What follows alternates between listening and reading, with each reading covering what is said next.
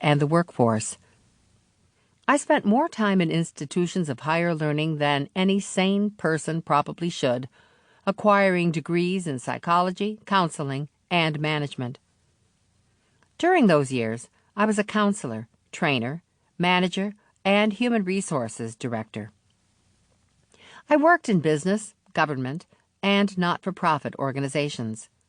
For a long time, I viewed these experiences as simply a collection of different jobs, the natural result of my desire to always be learning and doing new things.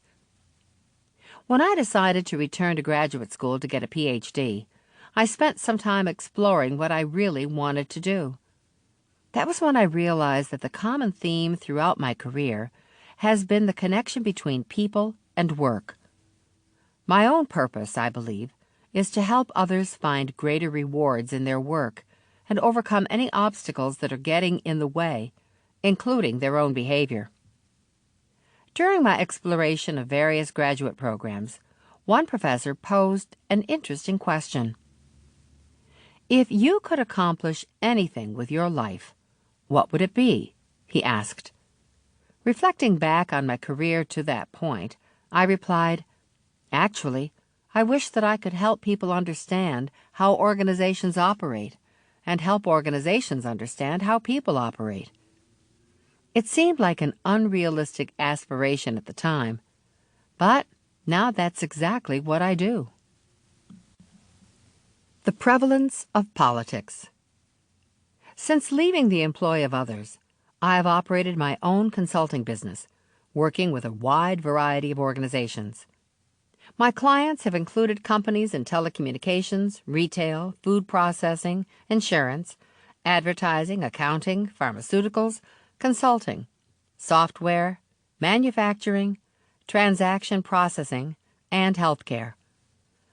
I have also worked with many government agencies, local, state, and federal, and not-for-profit organizations. Despite the diversity of settings in which I work, the same issues arise with remarkable consistency. Here are a few of the people that I encounter on a regular basis. A confused and anxious employee who is not sure exactly what is expected by management. A tired and angry person who is clearly in the wrong job. A frustrated manager who does not know how to deal with a poorly performing employee. People at all levels who feel that their boss is incompetent, unfair, or unreasonable. Colleagues who have constant disagreements because of drastically different work styles. Entire departments at war with each other because of conflicting roles.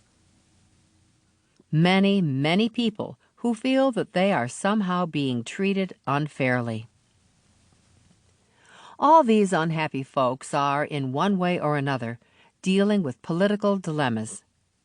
When you view office politics not as a Machiavellian plot, but as a normal aspect of work that needs to be managed, you quickly realize that political ability is a fundamental component of success in any job. Political topics are seldom discussed openly, however. At work, it is usually not appropriate to mention that you are furious with your boss, angling for a promotion, afraid of a colleague, or worried about your future. So people suffer in silence, feeling helpless to deal with their political predicaments and growing increasingly frustrated. The need for political mentoring. Through my consulting work, I have helped many employees, managers, and executives figure out how to handle their personal political challenges.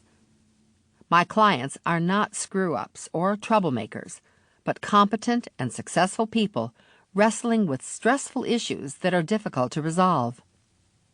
Simply talking about these problems is often a great relief for them. In our confidential conversations, they can freely express their frustration with dysfunctional bosses, career uncertainties, challenging staff members, derailed projects, or obstructive colleagues. Listening to their difficulties, I have come to